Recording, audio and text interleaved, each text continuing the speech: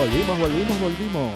Aquí estamos con nuestro influencer de la literatura, le voy a decir ya. Que estamos luchando con los... A ver, para. Yo. Ahí estamos, no hay problema. Mirá. Ahí estamos. Querido Mauro Moschini. Estamos aquí en un nuevo episodio. ¿En el segundo? En la segunda entrega.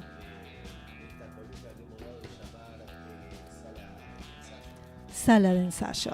Y ya verán por la escenografía que hemos armado más o menos de qué viene la columna. La cosa, no sé si se ve muy bien. Ahí se ve. Ahí va. Bueno, sí. No sé si quieren que pasemos directo a... Yo, así cortito, como para aprovechar el tiempo, repercusiones de tu primera entrega de columna. Increíble. Bueno, la gente en Cuergo me paraba por la calle. Y bueno, después de lo que fue además el desfile que me hicieron, que iba con un Cadillac. Y vos ibas saludando así en el pueblo. Colón, saludando, me tiraron rosas y todo eso. Después de eso, incluso también la gente en Cuervo me paraba por la calle y me decía: Mauro, tu columna espectacular. Y ya se va a inaugurar una calle con tu nombre, me imagino. No, eso les dije nada. No sé. Haremos un poco. Haremos un poquito. Déjeme llegar a la segunda edición por lo menos. Claro, ya eso me pareció exagerado. Ya es mucho. La gente en Huergo es muy efusiva. Muy efusiva. ¿En somos serio, muy che? apasionados. ¿Es efusiva posta? Sí, Huergo, yo estoy ahora encabezando una campaña para que a Huergo se lo llame el diamante del Alto Valle. Vamos. Muy todavía, bien, che. vamos. Regina es la perla del Alto Valle, la perla del Valle. Nosotros somos el diamante. A ver qué dicen ahí los Diamante es más que perla, o sea, ¿se entiende? huerguistas, Nos tenemos que huerguenses. invitar a comer Huerguenses, allá Huerguenses. y conocer un poquito Huergo. Yo Huergo voy a tiene jugar al aguante. fútbol nomás. Bueno, hay muchas cosas lindas para hacer ahí en Huergo. Pero bueno, Empecemos. Saludos a toda la gente de la Huergo. columna no acordate habla de de- Huergo. Hoy, Voy a la hablar columna ahí de hoy de- no habla de Huergo, perdón, la columna de hoy no habla de Huergo. Habla de, mañana, Sí. como ya ustedes dijeron, es el Día del Periodista, pero el 13 de junio Anoto. es el Día del Escritor. Ajá. 13. Recuerdo el Día del Próximo Escritor sábado, argentino, en próximo sábado. recuerdo de uno de los peores escritores argentinos. Y un fascista y un personaje bastante lamentable y triste, llamado Leopoldo Lugones. Ajá. Bien. Sí. Un tarado. Pero bueno, Yo leí La lluvia de fuego y me encantó. está bien. Yo no dije que era mal escritor. Pero un tipo, un salamín. Pero bueno, o sea, es una cagada. Un salamín la verdad que escribía hayan bien. elegido a ese escritor. Pero bueno, a mí no me gusta nada Lugones. Está bien. No me lo banco. Pero bueno, es el Día del Escritor. También este mes. Y también este mes se cumplen, y este año se cumplen 70 años de un episodio histórico que ahora nos vamos a referir. Justo en junio, ahora, esta semana que viene. Que fue la sublevación de los generales de Valle y Tanco. Ajá. Bien. Que inició, fue como un inicio, bueno, en fin, no sé bien cómo caracterizarlo, tampoco lo estudié tanto historiográficamente, pero fue un hecho importante en la historia del peronismo y de la resistencia peronista. Y bueno, pero de eso vamos a hablar después, tengo que mirar el guión. Bien. Lo que vamos a hablar es de un mito de contratapa, bien, y vamos a destruir mitos. Eso, así me gusta. Te encanta destruir mitos. Sí. ¡Traigan el martillo! No, para tanto no, pero bueno. Bueno. Sí, no. Sí, vamos a destruir mitos. ¿Qué pasa? A veces se dicen cosas, se afirman cosas y no se piensa tanto a qué se refiere. ¿No? Esas cosas dicen algo sobre alguna realidad, siempre algo más o menos cierto, pero si uno se pone a examinar a veces, dice, no, bueno, si me quedo solo con esa frasecita, esa consigna o ese relatito, ese mito, medio como que me pierdo mucho de lo interesante que es la complejidad de las cuestiones, ¿no? Tal cual. Y bueno, Sala de Ensayo se propone como un espacio de pensamiento crítico acerca de la literatura y pensamiento crítico no le tiene que esquivar la complejidad, sino todo lo contrario. Así que la idea es esa. Vamos a hablar de 2 libros de Operación Masacre, de Rodolfo Walsh, que calculo que todos conocerán, Sí, sí. publicado en 1957. El año que viene se cumplen 70 años de su primera edición. Eso ya vamos a volver. Es clave. Ahí estamos viendo en pantalla las ediciones que hubo en vida de Walsh. Falta una. Hubo otra más. Pero bueno. Esa que vemos ahora es la primera. Esa es la segunda. Y esa es la tercera. ¿Tenía un subtítulo, puede ser? Sí, después lo vamos a ver. Después, ponchame eso después. De vuelta, que está bueno. Había unas fotos de Capote también para que pongan. Pero bueno, vamos a hablar de los autores de Truman Capote. Que no sé si había una foto por ahí, muy canchera. Ahí estamos viendo a una familia. Un Capote. Y a las personas que asesinaron a esa familia. Y a uno de los asesinos de esa familia. Ahí está, esta foto, me encanta. Me encanta Capote, que fue el primero en salir en remera. Creo que Marlon Brando por la misma época también, pero fíjense lo canchero que sale ahí. Mal. No, muy ¿No? bien. ¿Qué época, Mauro? Más o menos. Entonces, ¿me la podés dejar la de Capote ahí joven? Una fotaza digna de redes de hoy. ¿Viste Sí, esa mal, foto? mal. Sí, Súper de cheronca, selfie, mal. claro. Sí, muy instagrameable. Está beboteando. Sí, muy bebote. Bueno, hay otra. Bueno, después vamos a hablar. Pero Truman Capote, que calculo que todos habrán escuchado nombrar. Hace 20 años había salido un par de películas muy lindas. Sí.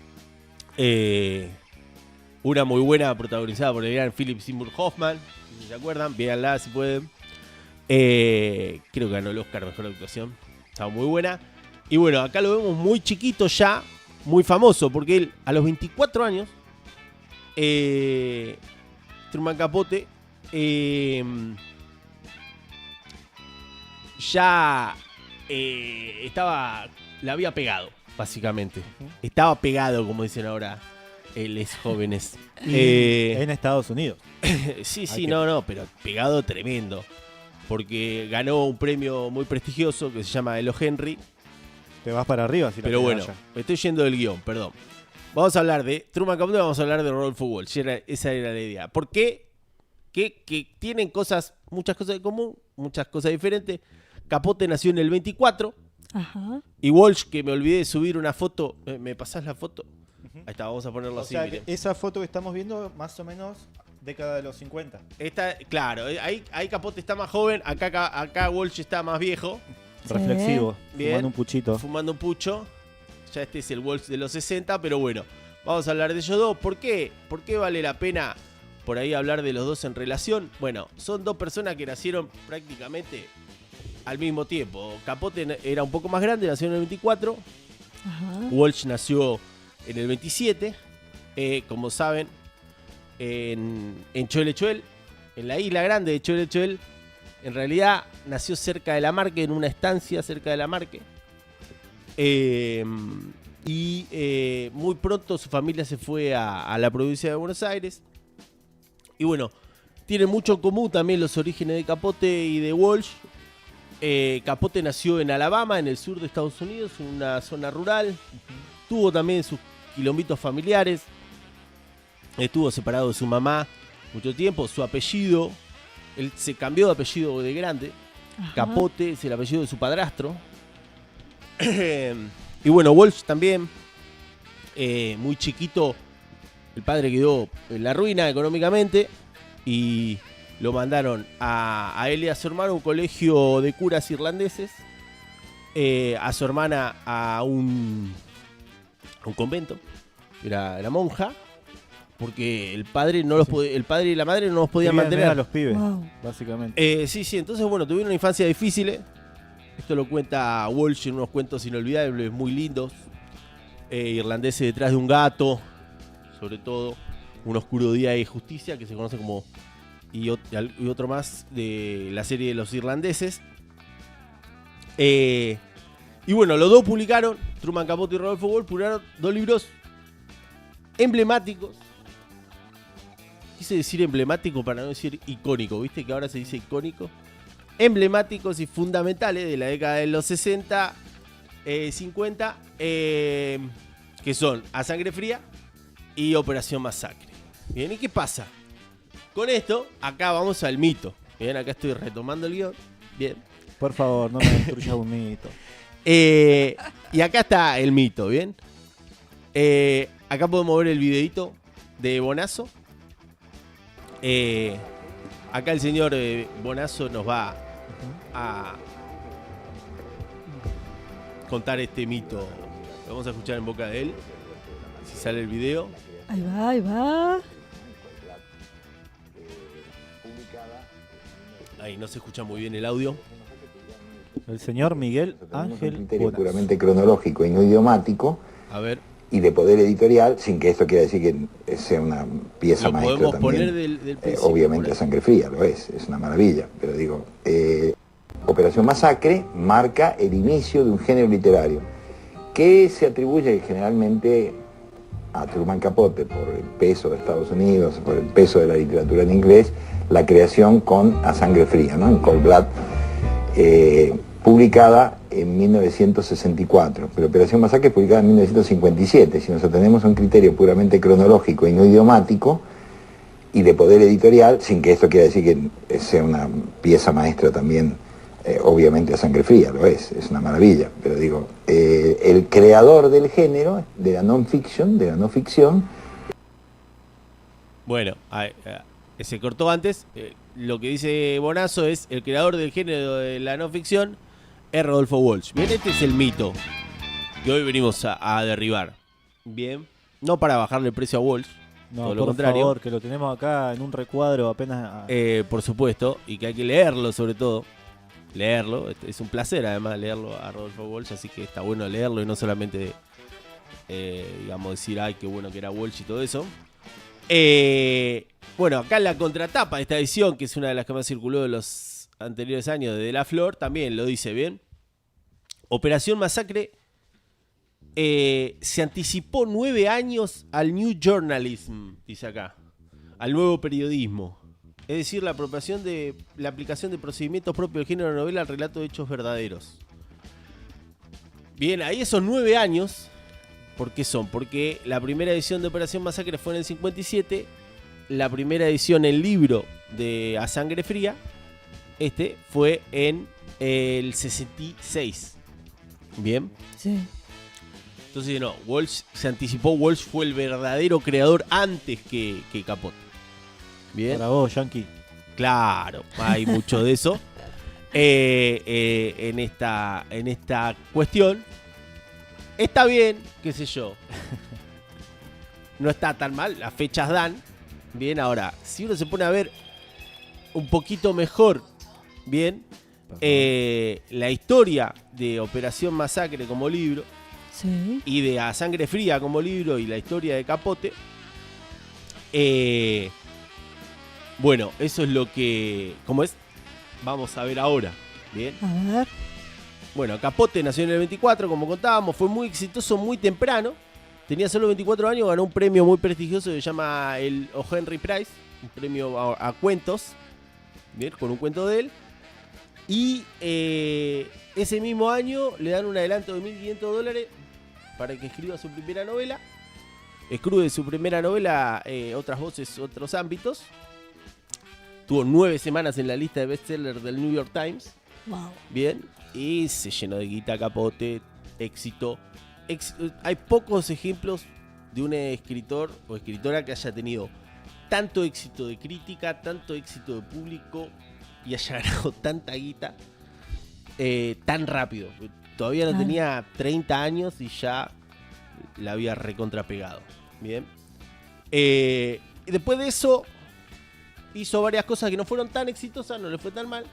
Una de las cosas que hizo fue un librito muy lindo que se llama Color Local. Me olvidé de traerlo, lo tengo en una edición colombiana muy linda. Va, lo tiene mi mujer y me lo presta.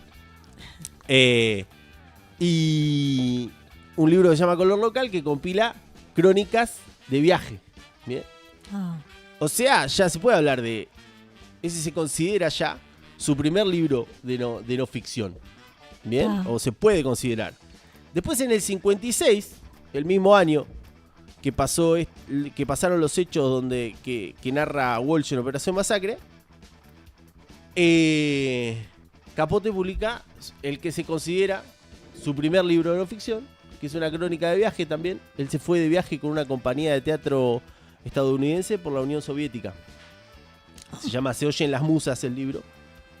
Y esa fue. Ahí Capote dice, epa, con esto, y además el libro fue bastante exitoso, como que volvió a sentir ahí las mieles del éxito. No fue tan exitoso como el primer libro, pero dijo, por acá tengo que agarrar para tener un éxito como el que ya tuve. Sí. Bien. Bueno, después publica la que fue su novela más exitosa hasta Sangre Fría, que es Desayuno en Tiffany, que sale de la película con esta actriz tan bonita que ahora me olvidé el nombre. De vuelta a la recontrapega. Y Capote dice, bueno, ya está, ya ficción no voy a escribir más. Y empieza a pensar, por el 56-58, empieza a pensar, necesito otra historia. Bien, necesito un crimen para hacer mi gran obra de no ficción. Bien. Sí. Prácticamente al mismo tiempo, vamos a ver un video muy lindo que el de Capote, no, el de Capote ahora.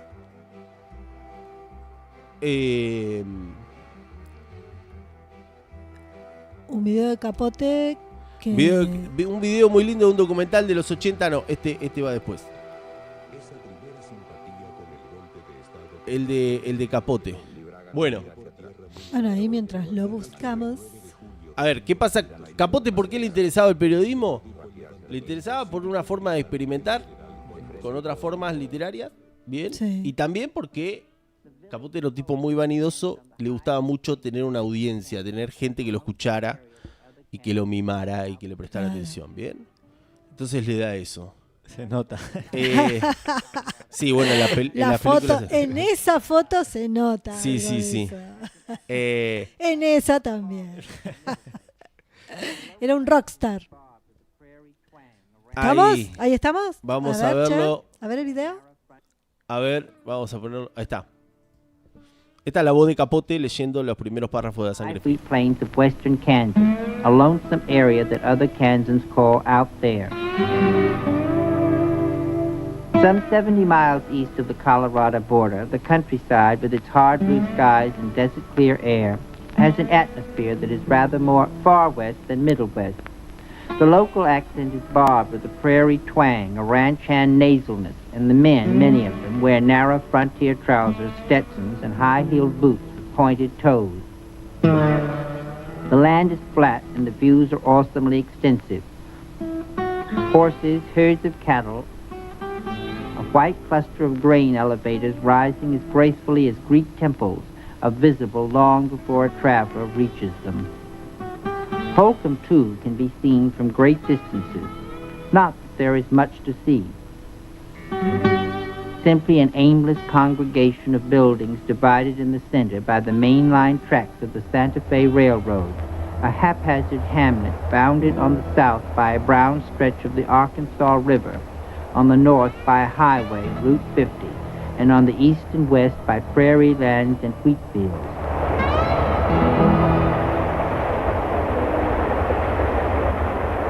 I thought the book was very well written, and I also thought that it was very factual. Now, there was naturally a few things in there that might not have occurred, but after all, he was writing a book, and if he'd stuck just to the facts, it would probably been like one of my police reports.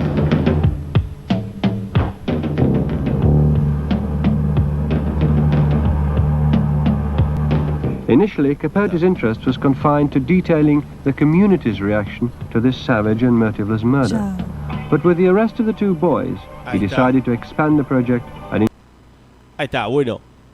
Quería mostrar ahí lo escuchábamos a Capote leer los primeros párrafos de A Sangre Fría, que describe el pueblito donde ocurrió este crimen que le estaba buscando, que es un crimen terrible de estos dos tipos que vemos en las fotos, que entraron a la casa de unos chacareros de Kansas y mataron a toda la familia. Estos dos muchachos que están ahí, fotografiados por Richard Avedon. Y bueno, Capote se va y este pueblito, a los pocos meses de ocurrido el asesinato, los encuentran, porque hicieron esto y se dieron a la fuga, los encuentran a los asesinos y poco tiempo después ya los juzgan y los condenan a muerte. Bien. Sí. Esta es una diferencia fundamental entre el libro de Capote y el libro de Rodolfo Walsh. Bien. Sí. Porque ¿qué pasa con este mito? ¿Qué pasa con decir, no, Walsh inventó la no ficción antes que Capote? Lo que nos lleva a hacer es como dar por sentado que los libros son muy parecidos, que en realidad son muy diferentes. Claro. Los El dos sí contexto de cada aplican país. aplican procedimientos de la escritura novelística a la narración de hechos reales. Sí, pero son hechos reales muy distintos. Claro. Sí. Bien. ¿Qué pasó? Lo de Walsh se juzgó. Después pasaron muchísimos años, porque siempre que hay una condena a muerte se les da todas las oportunidades posibles de apelación en general. Entonces hubo 350 apelaciones y Capote no quería publicar el libro mientras los asesinos estuvieran vivos. Claro. Bien, porque si no les tenía que pagar derechos, principalmente, y porque iba a ser un quilombo. Bien, Claro. entonces Capote tuvo que esperar a que los mataran. En el proceso de hacer el libro, Capote medio se hizo amigo de estos tipos. Y eso es lo interesante del libro, Sí. que los retrata con una humanidad. O sea, hay tanto respeto por las víctimas como un retrato muy humano de estas personas. Sobre todo de uno de ellos, Perry, con el que se sentía muy identificado Capote. Bueno, eso está en la película con Philip Seymour Hoffman. Pero bueno, Capote no escribe sobre una cosa, escribe sobre algo ya juzgado, sobre algo ya resuelto por la justicia. Sí. El libro le cambió la vida, fue muy importante para él, pero ¿por qué? Porque los tipos le pidieron que él vaya a ver cuando los ejecutaran. Y Capote fue y vio cómo los colgaban. Bien. Terrible. Y los cuelgan. Estas personas con las que él convivió, los vio, los conoció a fondo. Bien. Las ve como los cuelgan. Y un tiempo después se publica el libro y él tiene un éxito descomunal. Vuelve a ganar un montón de plata. Bien. Y bueno, imagínense cada vez que le llegaba un cheque, ¿no? Y Claro. de repente Se bueno, tengo acordaba. un montón de plata. Y de repente acordarse de esta gente. Claro. No muy lindo, ¿bien? Y lo destruyó personalmente. ¿Lo Bien. afectó? ¿Lo Sí, afectó sí, eso, sí. decís vos? Después fue como... Y terminó muy mal Capote personalmente. Y incluso después nunca pudo volver a publicar un libro a la altura de los anteriores. Y bueno, hay toda otra historia porque la vida de Capote es riquísima. Pero bueno, esa es otra cosa por la cual estos libros que tienen en común, los dos le cambiaron la vida a los autores. ¿Bien? Claro. Ahora vamos a hablar de Operación Masacre y Rodolfo Walsh. Y vamos a ver un poco la cronología. Rodolfo Walsh, al contrario de Capote, bueno, este libro que fue el más importante, o sea, el más famoso, el que lo hizo famoso, Operación Masacre, la primera edición se publica en el 57. Walsh ya tenía 30 años. Y antes de eso, mucho no había hecho. Bien, en una entrevista cuenta: empecé haciendo traducciones del inglés y el francés. Después comenzaron a publicarse algunas notas de cuentos. En fin, la historia usual, dijo. Periodismo para revistas quincenales, tranquilo y sin sobresalto. Él mismo decía que a lo que había hecho antes de Operación Masacre mucha importancia no le daba. Sí. Bueno, ¿sobre qué trata Operación Masacre? Contábamos, ahora, recién, 70 años después, se va a hacer un juicio, que parece que se va a hacer la semana que viene. Un juicio por la verdad, tomando el modelo que se hizo con la masacre de Napalpí, no sé si conocen. Sí. Bueno, la masacre de Napalpí, que fue una masacre que ocurrió en el Chaco a principios del siglo XX, bien horrible, y se hizo un juicio de la verdad y se juzgó a los responsables 100 años después de que se hayan muerto. Bueno, algo similar se va a hacer con lo que cuenta Operación Masacre, que ¿qué fue? En junio del 56, hace 70 años, dos generales, el general Valle y el general Tanco, deciden sublevarse, hacer una sublevación militar en contra de la Revolución Libertadora, que después del libro de Walsh se empezó a llamar Revolución Fusiladora. ¿Bien? Esta sublevación es ferozmente reprimida, pero porque era una sublevación militar en los destacamentos militares, ¿bien? En los lugares militares, no me viene ahora la palabra. Y ahí fue brutalmente reprimida. Lo que Walsh cuenta es una represión a civiles, ¿bien? Había un grupo de gente esa misma noche de la sublevación que se estaba juntando en una casa de Florida, un barrio al norte de la capital federal de la ciudad autónoma de Buenos Aires. Algunos de ellos eran peronistas, algunos de ellos parece que estaban más o menos enterados de esta sublevación, porque la idea era, si la sublevación militar era exitosa, salíamos todos. Claro, exacto. Y alguna de esta gente sí, más o menos tenía este papel de decir, iniciar el levantamiento civil después del levantamiento militar. ¿Qué pasa? El levantamiento militar le va mal, bien, y bueno, esta gente estaba, en tanto pasaba toda esta sublevación, esta gente se había juntado en una casa a escuchar una pelea de box. Algunos estaban enterados, otros cayeron, porque era una casa de alguien del barrio y solían juntarse ahí y dijeron, che, vamos a escuchar la pelea a la casa de dale, vamos. Bien, y se juntan ahí. Resulta que llega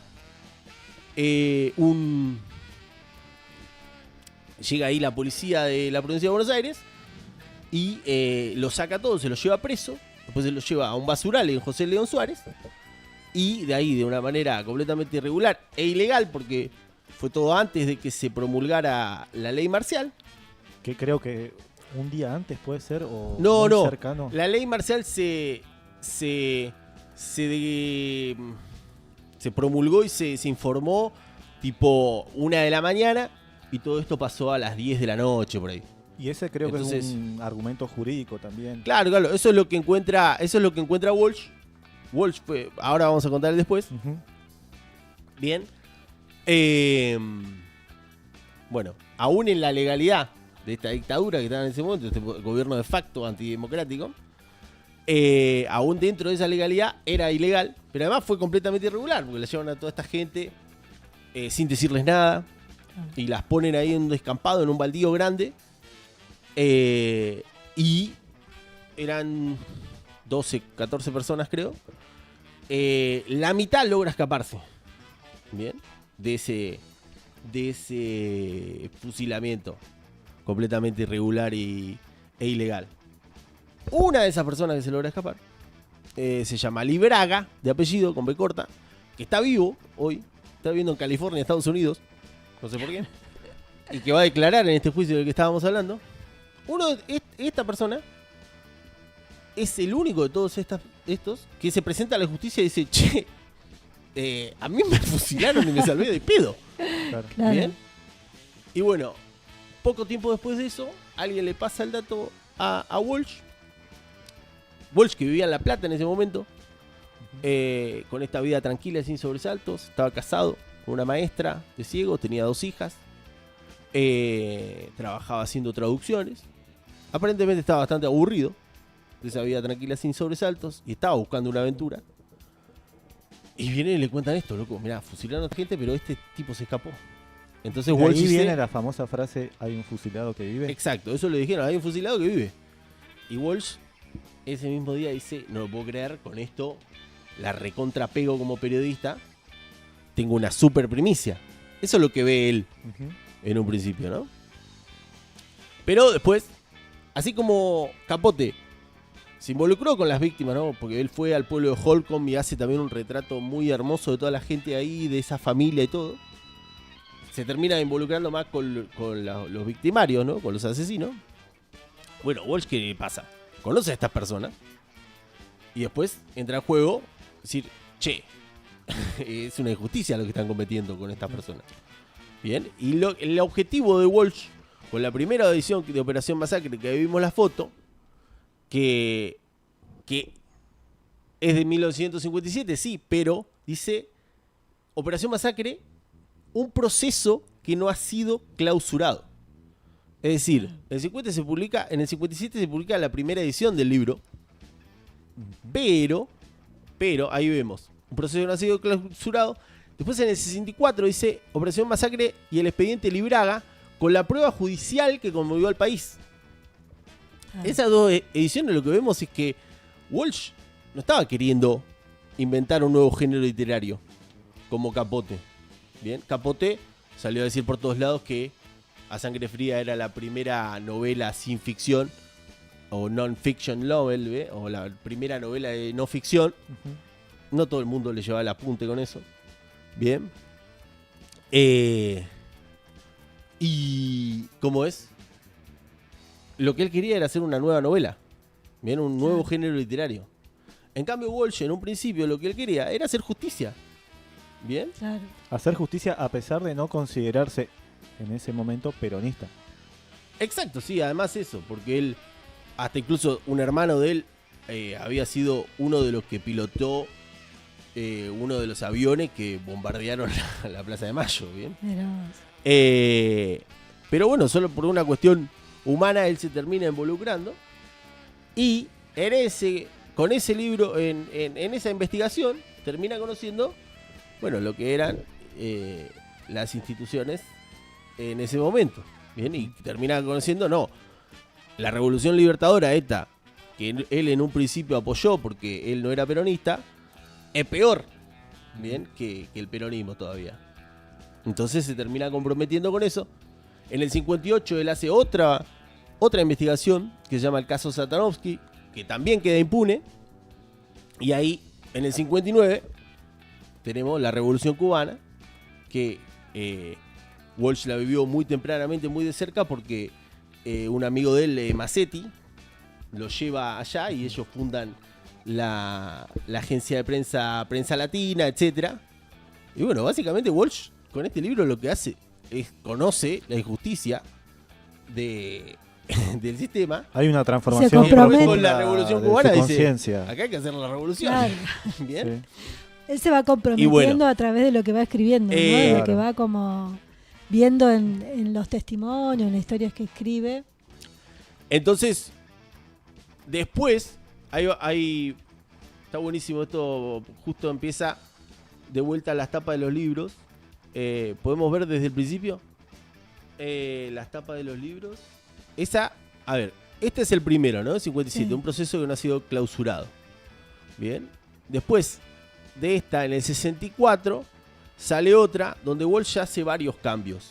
Bien, pone otros prólogos, corrige muchísimo el texto.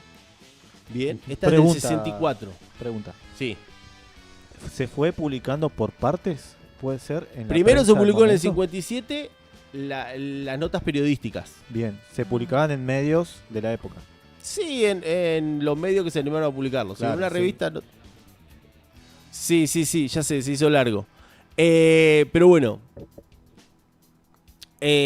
Finalmente sale el libro. Pero ¿qué pasa? Es la primera edición. Después, para la última edición, que es la que vemos ahí con la tapa negra, para la anteúltima edición en vida de Rodolfo Walsh, ahí recién, esa edición es del 69, ahí recién queda el libro, digamos, en su texto definitivo. Está bien. Entonces, teniendo en cuenta eso, Walsh no se anticipó a Capote. Bien, un quilombo lo de hoy. Pero muy bien. Muy bien. Lean los libros, que es lo importante. No, Lo no, importante es leer Poronga, mi columna de y aparte de Walsh, que para nosotros Walsh es un referente, un referente porque del aparte periodismo de y del acá, compromiso político también que lleva a Un escribir, escritor a interesante investigar. para leer. A veces por ahí se nombra demasiado a Operación Masacre, Sí. pero tiene otros libros que están buenos. Bien, y por ahí uno dice, no, tengo que leer a Operación Masacre porque es un libro muy importante y bla, bla, bla. Por ahí se les recomiendo a los lectores, si no se enganchan con Operación Masacre, no pasa nada. Lean los cuentos de Walsh, que son muy hermosos, y lean las crónicas periodísticas también, que están compiladas en un libro que se llama El violento oficio de escribir. Esas crónicas son muy lindas también. Y bueno, eso, periodistas, Y lean. Feliz día a todas las personas que ejercen podemos noble oficio de periodismo. podemos mostrar antes el otro libro que trajiste como breve cierre. Y hace poco se conoció este Ahí va. libro, se publicó esto, que es un libro donde están el diario de la investigación, que después terminó en Operación Masacre, que es de Enriqueta Muniz, a quien está dedicado el libro. Una periodista que muy joven y que, perdón, una primicia, porque no está en el libro, pero está en una de las biografías de Walsh. Enriqueta Muniz le confiesa a uno de los biógrafos de Walsh, un irlandés, que Walsh fue el gran amor de su vida.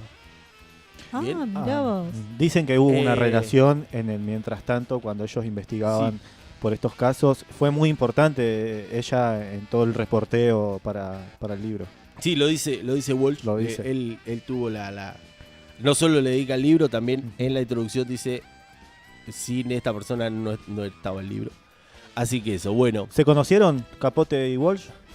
No, y eso es algo interesante.